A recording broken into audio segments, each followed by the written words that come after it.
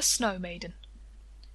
Deep in the forests of northern Russia, in an ispa log hut, lived an old woodcutter and his wife. Times were hard, for winter had set in, and deep snow covered the ground. The woodcutter and his wife were both kind and hard-working, but they were also sad and lonely, for they were childless, and there was no one to help care for them, or to help them through the cold winter. The days passed slowly, with hard work their only comfort. There was wood to chop and find. Then one day, whilst clearing an area so they could chop some more wood, they began to pile together heaps of snow, remembering the games they used to play in their childhood. The old couple began to shape the snow into human form. By the time they had finished they were nearly frozen, but the image of the young girl they had created was so beautiful it was beyond description. "See, wife," said the old man, "our daughter, Snegorochka."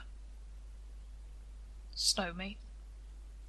The old woman smiled, but as her husband turned away, there were tears in her eyes. In the forest the twigs crackled and snapped, for watching the old couple was none other than Father Frost, an old winter god that lived deep in the forest glades. Father Frost felt pity for the couple, and at that moment he decided to create for them a daughter in his own spirit. He scratched his long white beard and pondered for a while before raising the great staff he carried into the air. A frizzle of magic ripped through the forest. The old couple turned to admire once more their handiwork, and were astonished to see, standing in their garden, the most beautiful pale maiden with long flaxen hair. She was dressed in a long, light blue robe, its collar and cuffs trimmed with soft fur. Her robe was covered in shimmering snowflakes. On her head was a hat of fur and snowflakes that looked like a little crown, which sparkled like an icy flame. Her shoulders were covered with a cape of dark blue, and on her feet she wore embroidered boots. The old couple blinked in wonder and disbelief, for there in front of them stood their longed-for child. Snegorochka hesitantly came towards them, and their hearts leapt with joy, as the young maid said, "If it pleases you, I have come to be your daughter, and will care for you as my mother and father." The old woman grasped the Snow Maiden's pale hand, and with great joy led her towards the ispa. As she followed the couple, Snegorochka felt the trees and the beasts of the winter forest bid her a happy life. Snegorochka helped with the chores and cared well for the couple. They could not believe their luck at having such a kind and beautiful child. Despite this, her parents worried about her. She was so quiet and pale. Sometimes she seemed so frail as to be lifeless. However, there was always light in her bright blue eyes, and her smile could light up a forest. The Snow Maiden loved the trees and the creatures of the forest.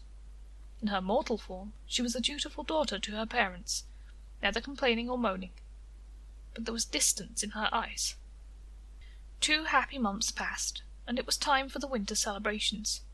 The town streets, a few miles away, were alive with strollers and entertainers.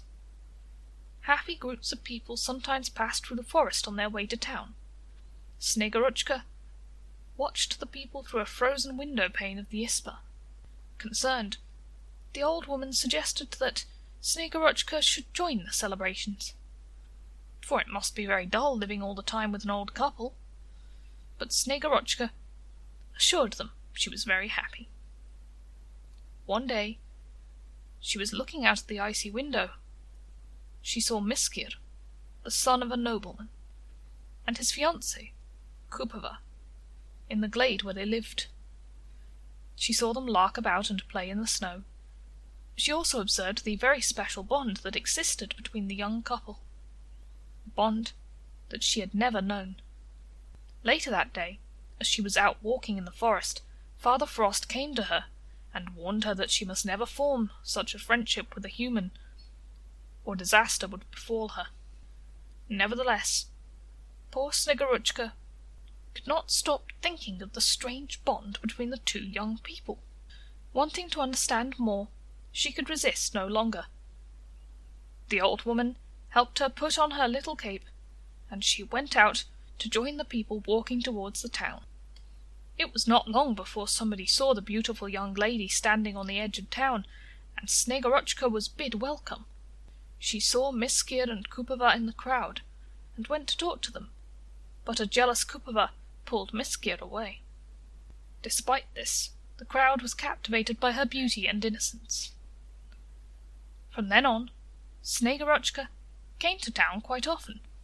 One day, as she enjoyed the bustle of the throngs of people, she heard the strains of the most charming music. It was the songs of a young shepherd boy. He was named Lel. Sneguruchka moved closer to hear more. Lel saw the young maiden watching him play his flute, and thought her very beautiful. He fell deeply in love with Sneguruchka, and they soon became inseparable. The weeks passed, and spring was approaching. Father Frost was alarmed. He warned Sneguruchka to keep away from the bright rays of the sun which could kill her. She must always, he said, stay in the shade. As spring approached, the people left their homes more often. Whenever the young girls came out to stroll and sing, Lel would run to Sneguruchka's izba, tap on the window, and say, "Beautiful Sneguruchka, do come and join us." Once she appeared, he never left her side. They would dance in the shade of the trees, but Sneguruchka knew there was still something missing. She did not feel the way the humans did. The more she thought of Lel, the more pale and weak she became. But, despite this, she sought out Mother Spring in the forest, and asked if she could feel the special bond the humans felt. Mother Spring said she would grant her wish, but if she followed this path, she would surely perish. Sneguruchka went sadly home. Father Frost continued to watch her from a distance, for he knew what would soon happen to her. For a while, she stayed away from the forest walks, the town and Lel. Then, one beautiful morning, Lel came to Sneguruchka's window, and pleaded with her to come out with him. Just once, just for a moment. For a long while Sneguruchka refused to listen, but finally her heart could no longer resist. She realized she could hide away forever, or enjoy, if only briefly, what it was like to be really human. She walked with Lel to the edge of the birch forest. "Lel, play your flute for me," she asked. Her heart felt warm. She stood before Lel. There was so little life left in her. Her pale face looked bloodless, and her arms and legs tingled. The young man played his flute. She listened to the song and felt love for the first time. Tears rolled down from her eyes. However, she was a creature of ice and snow, and could not survive the warmth she felt in her heart. With the faintest sigh, she began to melt.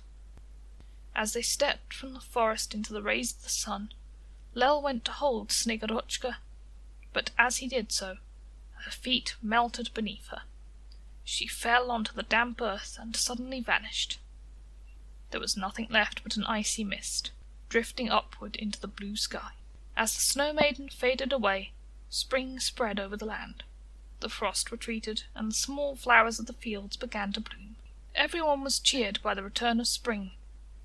Everyone, that is, except the young shepherd, who felt desolate and cold, despite the warmth of the sun.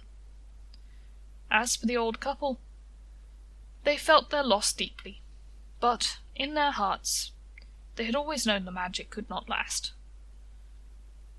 They were just thankful for the beautiful Snow Maiden, who had brought such warmth and joy to their lives, and given them hope in the depths of winter. But what of the Snow Maiden? Well, it is said that as she melted away, her spirit was caught by Father Frost, who retreated to far lands with the advance of Mother Spring. He took the spirit of his daughter, her across the stars to the frozen lands of the north, where she again took the form of a beautiful young woman. Here she plays all through the summer on the frozen seas. But each year in winter, on the first day of the new year, Father Frost and the Snow Maiden return to Russia in their troika sleigh, and they continue to work their magic, as they did long ago for the woodcutter and his wife, for those who are good and kind, particularly the children, bringing them small gifts and helping to make their dreams come true.